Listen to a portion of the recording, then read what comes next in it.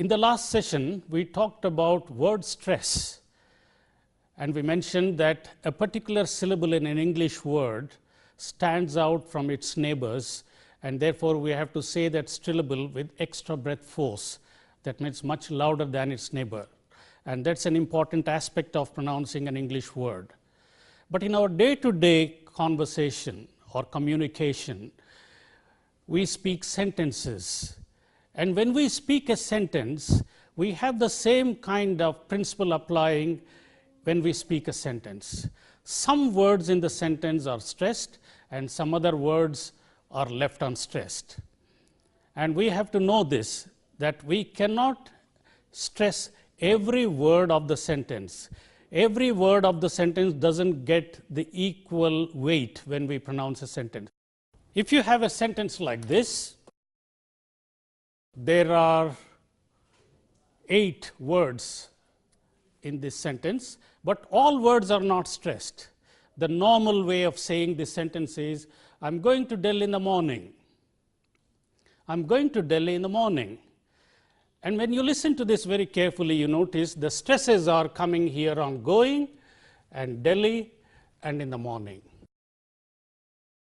I'm going to Delhi in the morning. We do not say, I am going to Delhi in the morning. That's not the way we say this. So in quick speech, certain words are highlighted and certain words are left unstressed. In actuality, they are weakened. What are the words which are stressed? This is a main verb, and this is a noun, and this is also a noun. And what are the words which are left unstressed? We have a pronoun, we have an auxiliary verb, we have a preposition, and the article. So this is the normal pattern in English. In a neutral context, nouns, main verbs, adjectives, and adverbs are stressed generally, and the words which are unstressed are articles, auxiliary verbs, prepositions, conjunctions, and pronouns. The analogy is that of a wall. A wall is built up of bricks and cement. The bricks actually carry the weight of the wall, and the cement only helps to link up these bricks. In the same way, in a sentence also, these words, nouns, main verbs, adjectives, and adverbs, these are brick words which carry the main weight. That means they actually convey the meaning that is intended. And the other words are cement words like pronouns, auxiliary verbs, prepositions, articles, etc. And this is how the rhythm of English is maintained.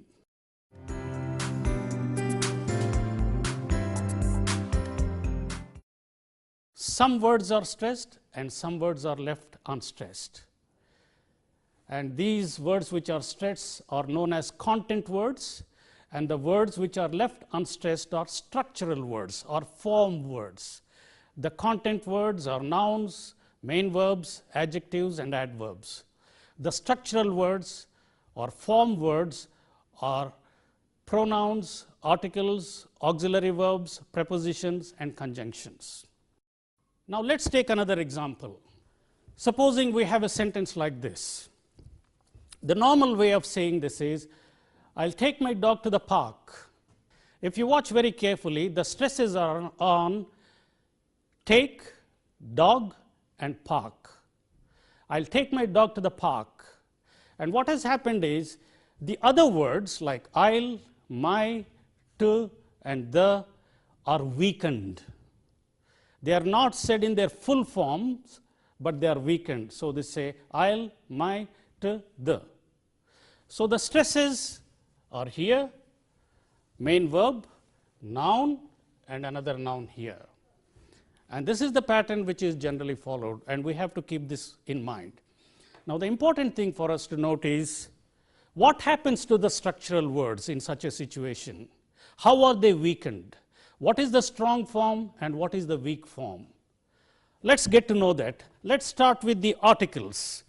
The letter A, which is the indefinite article, we know that. The full form of pronouncing this is A. And when we say the alphabet also, we say A. The first letter of alphabet is A. But in most cases, in our day-to-day conversations, it will be pronounced A. That's all. A is weakened into A. So we say a book. We don't say a book. We don't say this is a book. This is a book. A pen, a room, a college, a university. That's all. Make sure that in most cases, it is the weak form that is used for the indefinite article A. Let's take the other form of indefinite article an, which is used before vowels. The strong form is an, but the weak form is un. This is an apple. We don't say this is an apple, not an, but un. This is an apple, un. You see how it is, an is weakened into un, because these are in unstressed positions in a sentence. Let's take the definite article, the. The strong form is the, but the weak form is the before vowels and the before consonants. And note this, when the definite article comes before a word beginning in a vowel sound, then we say the. For example, the ink. But when the definite article comes before a word beginning in a consonant, then we say the pen. It's a very simple rule to follow. It is the before a vowel, but the before a consonant. Many people get confused about this, and they either keep using the all the time or they keep using the all the time, but this is the pattern. The before a vowel sound and the before a consonant. The ink, the pen, the apple, the mango, the and the. These are the weak forms of the definite articles. And in normal day-to-day conversation, maybe practically all the times, this is the weak form which exists. The strong form is used only for contrast, for emphasis.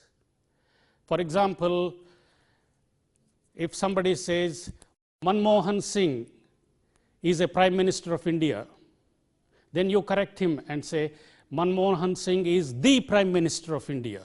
You see, for contrast, meaning that he is the only one, he is the only Prime Minister of India. It is not a, but it is the. Only for such contrast we use the strong form of the articles. Otherwise, it is the weak form which is used.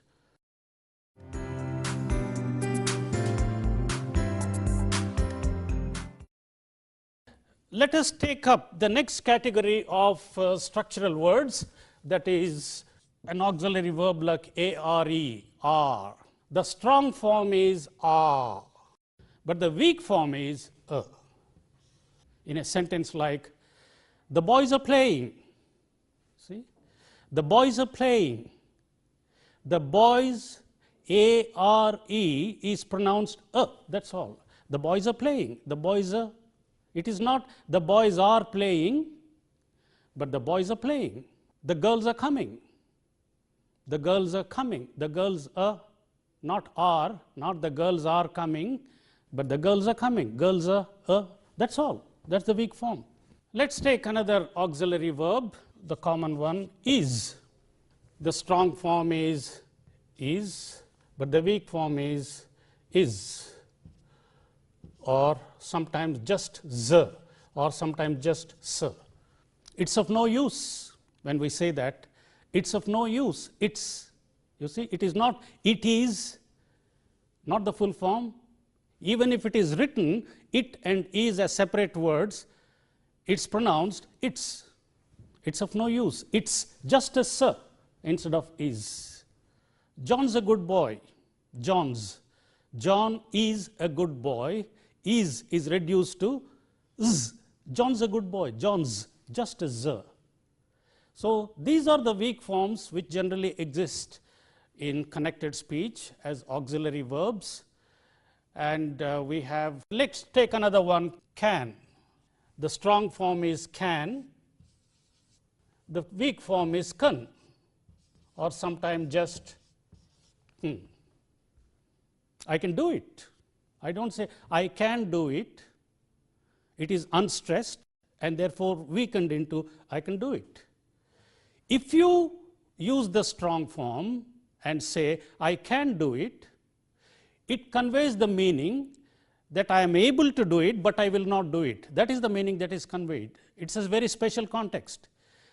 But in an ordinary context, I can do it. I can. We just use can, weak form. And similarly, the other auxiliary verbs also. Will, am, could, would, had, all these auxiliary verbs are weakened. Let's take another one, have, let us say. Strong form is have, but the weak form is have, or just sometimes. I've done it. I have done it, but I've done it. I've just, that's all. Weak form. So weakening these auxiliary verbs, because they are not stressed in connected speech, is important. They are said quickly, they are weakened, and they are not given any weight at all. The weight is given to content words. Now let's take the next category of structural words. Let's take prepositions. A very frequently used preposition, for. The strong form is for, but the weak form is for. Is this for me? We don't say, is this for me? Not for me, but for me. For me, weakened. For weakened into for. And then take another one, to. Strong form is to, weak form is to before a vowel and t before a consonant. We use to before a vowel sound and t before a consonant sound. I want to ask you. I want to ask you, to ask, because the vowel is vowel, the next sound is a vowel sound, we use to. And I want to go. Go, g is a consonant sound, and therefore we say to go, I want to go. And take another very important preposition, of, very commonly mispronounced word in English. The strong form is of, but the weak form is of. A cup of tea, a cup of, it is not a cup of tea. Give me a cup of tea, no. Cup of tea, cup of, weakened into of. If you, and remember that both in the strong as well as in the weak form, there is no f sound here in this word. It is a v sound. It is not of, but it is of. The moment you say of, you are referring to this word, which is a different word, off. And then you are off the mark if you say that. But this is not what we have. This is not the preposition that we are talking about. It is the of. And this applies to other prepositions also, like from, in, and so on. But one thing we have to keep in mind is both auxiliary verbs as well as prepositions, when they occur in the final position of the sentence, they are said with the strong form. At the end of the sentence, it is not the weak form which is used, but it is the strong form which is used. Take, for example, what's this for? What's this for? You see, I have used a strong form. We don't say, what's this for? That is wrong. Because the preposition is coming at the end of the sentence, it takes the full form, strong form. What's this for? Where to? Where to? And so on. Same is the case with the auxiliary verbs also. When the auxiliary verbs come at the end of a sentence, they take the strong form. Be as you are, stay as you are, strong form are. You see? Do it if you can, do it if you can coming at the end, so it takes a strong form. You can't say, do it if you can. No, not at that point. There it has to be a strong form.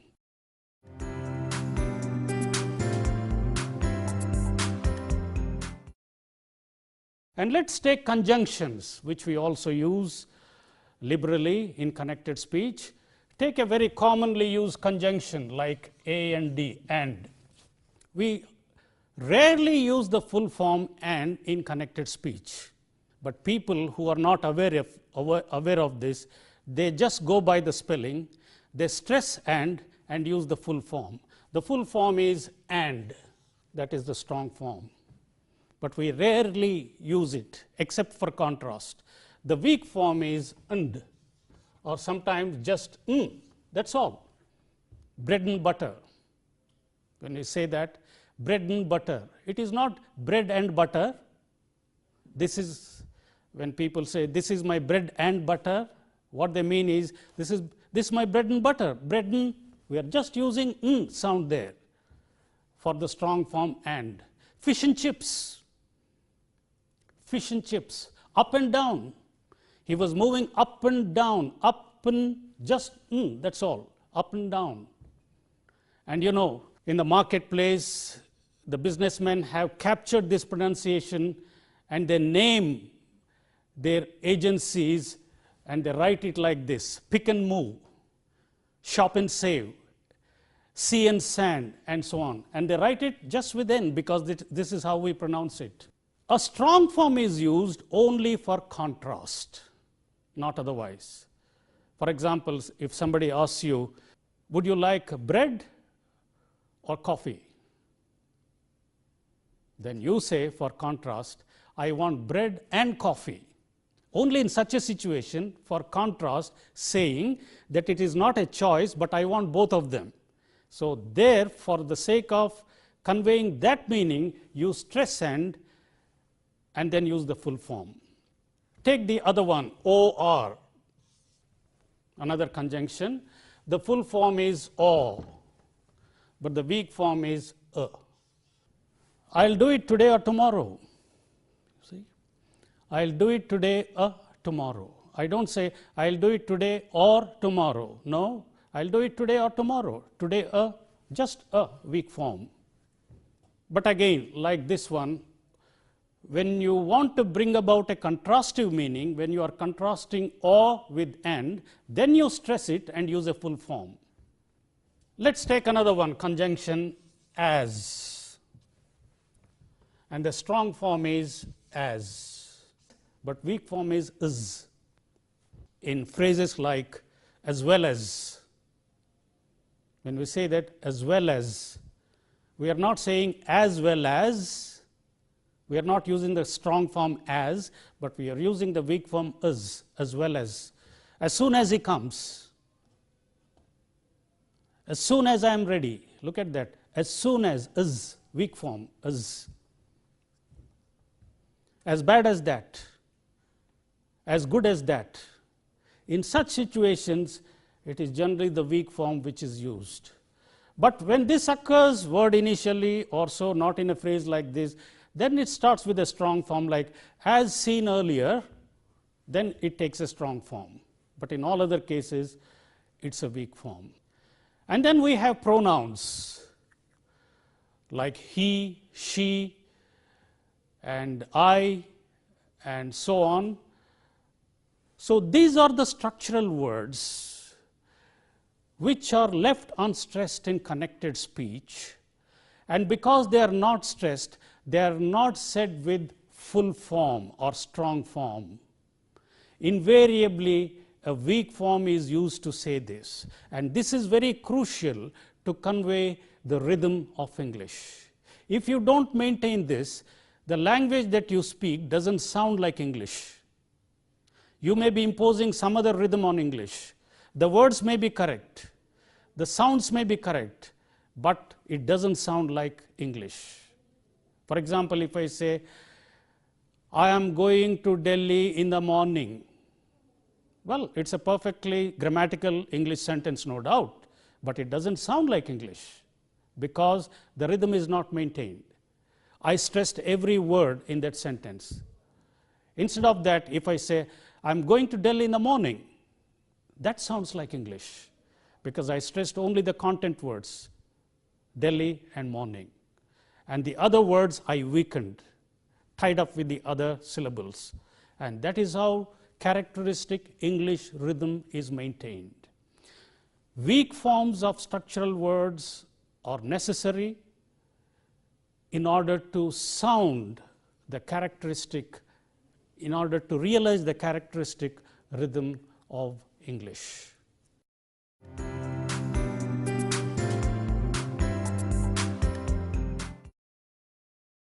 Stressing the content words and leaving the structural words unstressed gives us the characteristic English rhythm.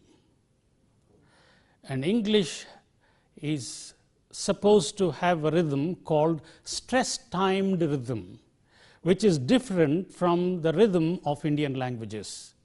Indian languages are supposed to have a rhythm called syllable-timed rhythm. So English has to be spoken with English rhythm, and Indian languages have to be spoken with the rhythm of Indian languages, which is syllable-timed rhythm. If we impose one rhythm on another language, it won't take. For example, if you try to speak an Indian language with English rhythm, it sounds very odd. Same is the case with English if it is spoken with the rhythm of Indian languages. And another basic difference is, in Indian languages, we try to stress each word almost equally. Whereas in English, we don't stress all the words in a sentence when we say that. And this is the basic difference. And this has to be kept in mind. And that is the basic difference between writing and speech in English. We cannot speak as though we write.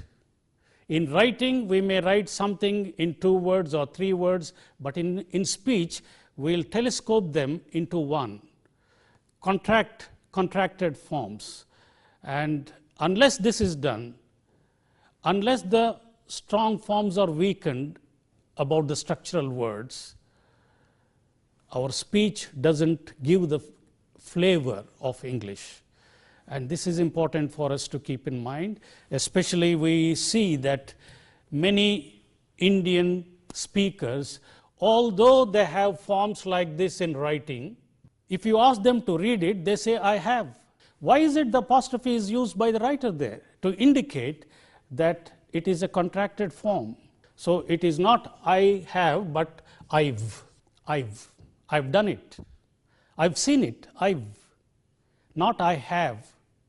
I've seen it. Even if it is written with 2 words, we still collapse it into I've. We don't say I have seen it, but I've seen it. I'll do it. For example, similarly, I, written like this, 2 words, it's pronounced I'll. I'll do it. I'll do it tomorrow. We don't say I will do it. If you say I will do it, it has a special meaning.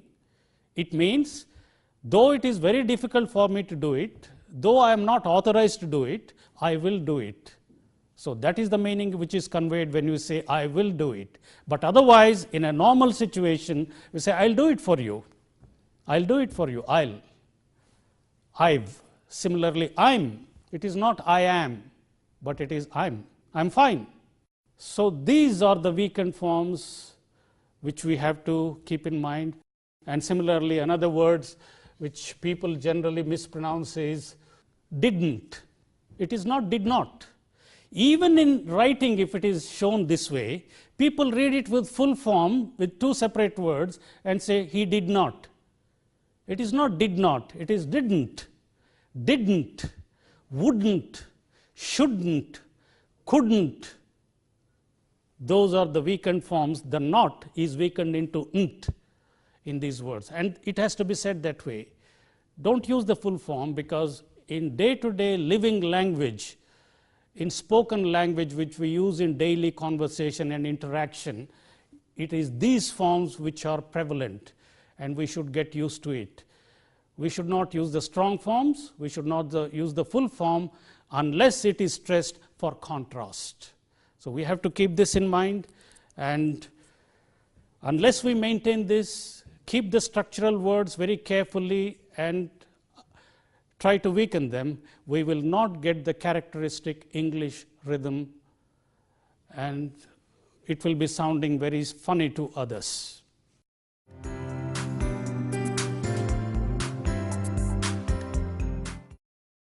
If you have a word like, be careful here, is it a university or an university? Because people go by the spelling and they say this is a vowel and therefore it should be an. Now here is a crucial point, that is, it is not the letter, it is the sound which you should look for. What is the sound in the initial position of this letter? It is a consonant sound, U. Y is a consonant sound. Since this is a consonant sound, it takes a university. It is not an university, it is a university. Similarly, take this, HOU or hour. If you go by the spelling, you will say it is a hour because it is a consonant. But this is consonant letter.